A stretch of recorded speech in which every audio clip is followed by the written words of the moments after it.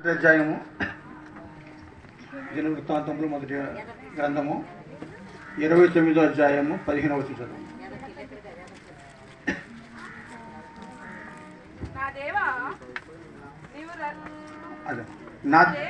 నా దేవా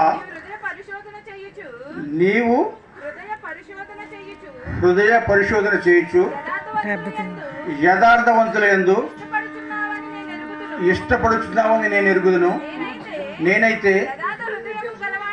నేను యథార్థ హృదయం 29:15 మా పితరుల వలె అందరినీ మా పితరుల వలె మేమును నీ సన్నిధిని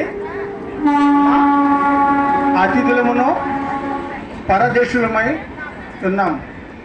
చాలా చదవబడిన వాక్యంలో ఒకే ఒక మాట అమ్మా, పరదేశులము.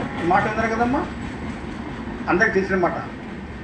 పరదేశులము మనం ప్రియులారా అని పాడతాం, పరదేశీ జానాని అయిన పిల్లలు పాడుతూ ఉంటారు.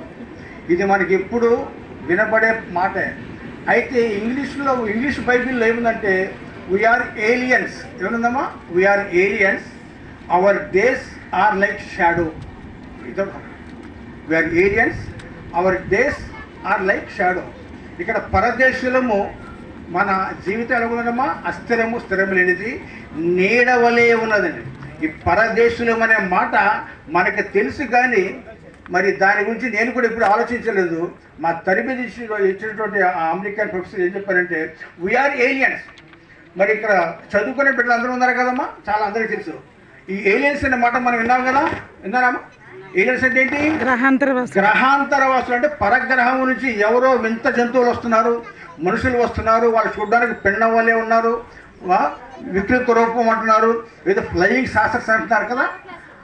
దానిని ఆధారం చేసుకునే మధ్యలో ఒక సినిమా వచ్చిందంట కదా, అవతారండి కదా, అది కూడా గ్రహాంతవాసులే. మనం ఏమంటున్నాం? ఎవడో ఎక్కడో పేపర్లో చూసాం, ఎక్కడో అమెరికాలో కాలిఫోర్నియాలో ఒక షెపర్డ్ ఒక గొర్రెలు కాచుకునేవాడు చూసేటట ఫ్లయింగ్ సాసర్ అంట. దాని నుంచి ఒక గ్రహాంతరవాసి అని చెప్పి మనం చెప్పుకుంటున్నాం. గ్రహాంతవాసులు ఉంటున్నాం. కానీ ఇక్కడ బైబిల్ ఏముంటుందంటే పరలోకమున్న తండ్రి దేవుడు కిందకు చూచి యు ఆర్ ఏలియన్స్ అంటాడు. మనం ఏమన్నాడు? దేర్ ఆర్ ఏలియన్స్ అన్నాడు. అదిగో గ్రహాంతరవాసు అన్నాం. దేవుడు ఏమన్నాడు? పైన చూసి భూ ప్రజలందరూ, అన్ని జాతుల వారు, అన్ని మతాల వారు, అన్ని భాషల వారు, భూమి మీద తల్లి గర్భమున పుట్టిన ప్రతి ఒక్క కూడా ఎవరంట? మీరు పరదేశులు. ఈ దేశంలో, ఈ భూమి మీద మీరు స్థిరము లేనట్టి వారు. మీ జీవితము నీడ వంటిది, గ్యారంటీ లేదు. చైనా సామాన్కి, చైనా వాచ్కి, చైనా ఫోన్కైనా 6 నెలలు గ్యారంటీ ఉంది, కానీ మన బ్రతుకులకి గ్యారంటీ లేదు. మన ఆధార్ కార్డులో, సర్టిఫికెట్లో డేట్ ఆఫ్ బర్త్ ఉంటుంది కదమ్మా, జన్మదినం ఉంటుంది. 2 దినం ఉంటుందా? మరణ దినం ఉందా?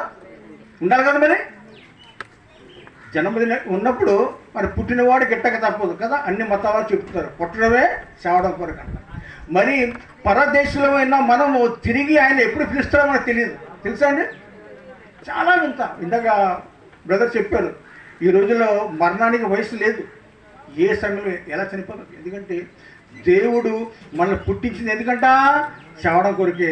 క్రైస్తవులుగా మనం పరలోకం అంటే పరలోకం వెళ్ళాలంటే చావాలి. పరలోకం వెళ్ళాలని ఆశ నీలో ఉంటే, నమ్మకం నీకుంటే, బైబిల్ను నమ్మితే ఏం చేయాలంట? చావాలి. కానీ ఎవరైతే క్రీస్తు నందుండి వృత్తి పొందాలంటే నీ విశ్వాసిగా చనిపోవాలి. ఇవాళ కాకపోతే రేపు కాకపోతే ఎల్లుండి 60కో 70కో చనిపోవడం అనేది గ్యారంటీ. నరి న్యాయశాంతం అప్పుడు 70 సంవత్సరాలు అయితే అప్పుడు ఎప్పటికీ ఈ మాట రాసి చాలా కాలం అయింది. ఇప్పుడు మన లెక్క ప్రకారం మన ఇండియన్స్ యొక్క లైఫ్ స్పాన్ 63 పడిపోయిందంట. ఎంత? 65 నుంచి 63.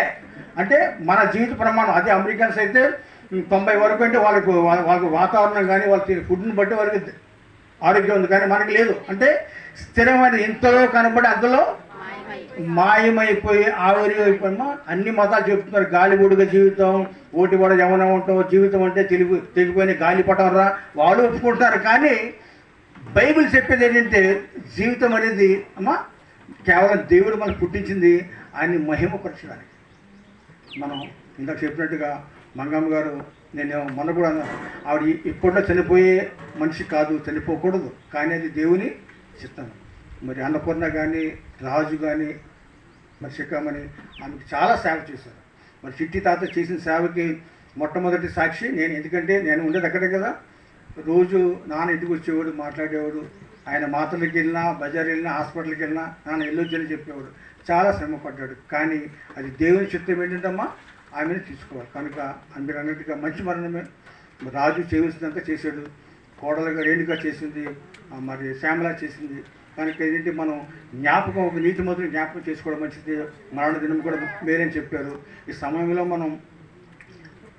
మనం ఏం చెప్పినా, ఏమేమి తయారు చేసినా మరి మంగమ్మ గారు వినగలదా, తినగలదా?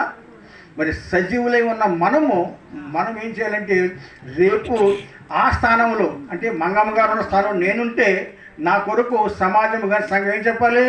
మంచి పోరాటము పోరాటి తిని నా పరుగు ఇది. మాటలు కేవలం మనం పౌలు గారి మాటలు కాదు, ఆ వర్డ్స్ని మనం కూడా క్లెయిమ్ చేసుకోవాలి. ఏంటి?